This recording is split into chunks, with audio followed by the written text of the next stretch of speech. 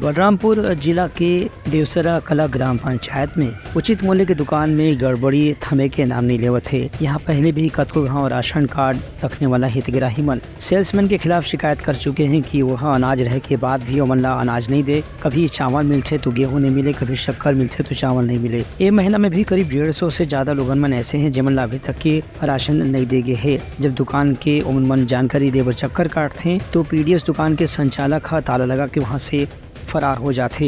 ये बारे में खाद्य निरीक्षक से भी शिकायत करे जा चुके हैं।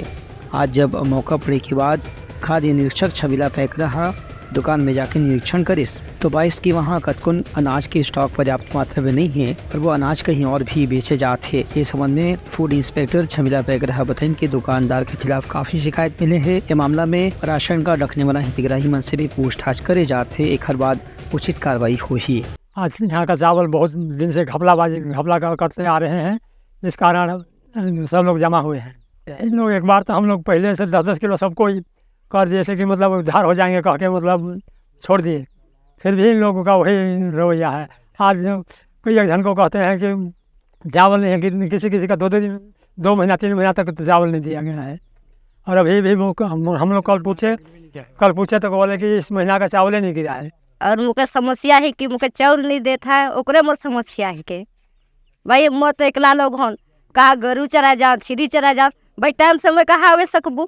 जांच के दौरान जैसे हम भौतिक रूप से अंदर जा कर के देखे जिसमें खाद्यान्न उसके पास जो भौतिक रूप से पाया गया है वो 8 क्विंटल है चावल, और जो चना है वो 10 क्विंटल है, और 9 क्विंटल उसके पास नमक पाया गया है। शक्कर अभी इसके पास है नहीं, लेकिन जो सितंबर का जो आवंटन जो हम लोग भिजवाए थे जो इसके पास चावल गिरा है वो 52 क्विंटल चावल गिरा हुआ है, और नमक 1.36 क्विंटल ऐसा गिरा हुआ है। चना अभी उसका गोदाम से ही अभी डीओ कट करके नहीं आया हुआ है।